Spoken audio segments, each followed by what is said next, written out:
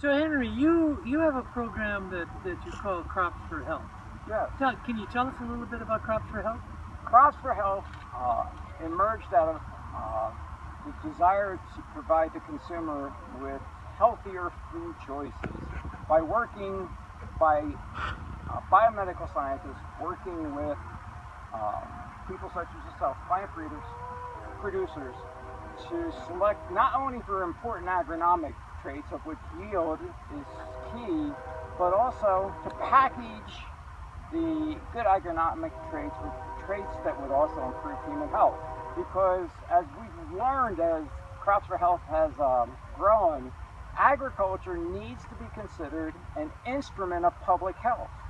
And what has become apparent is folks in agriculture frequently don't view themselves as instruments of public health. But this is where it needs to start, in the field.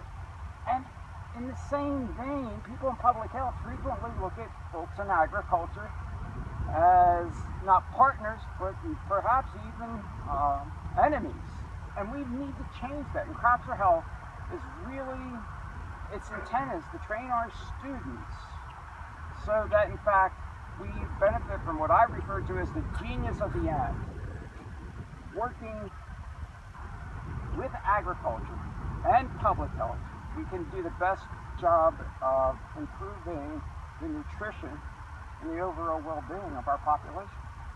So Henry, I mentioned earlier that dry beans vary in their dietary fiber content from about 21% to 30%.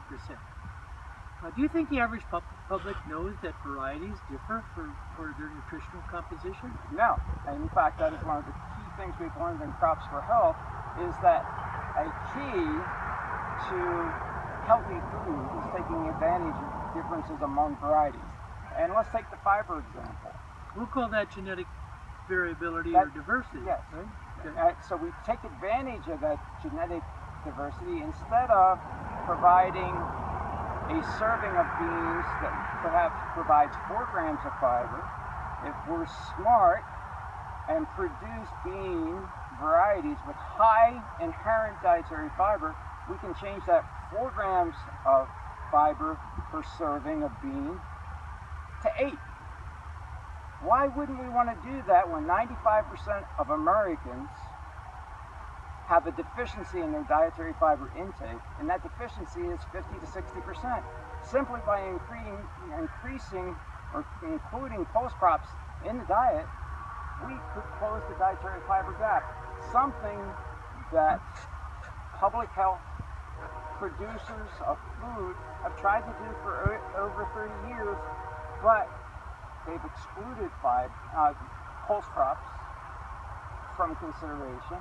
And they haven't stopped to think about the importance of variety, genetic diversity, in determining the quality of this food. So do you think this is the International Year of the Pulse? Do you think we're going to have an impact? Do you think we'll actually change people's attitudes? If past experience is a good predictor of future experience, when there's been an International Year of a particular crop, it first increases awareness and then it increases utilization.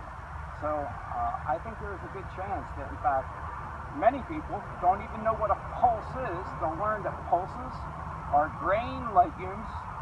They do not include peanuts or soybeans, and that they have unique health benefits that all too frequently we don't take advantage of.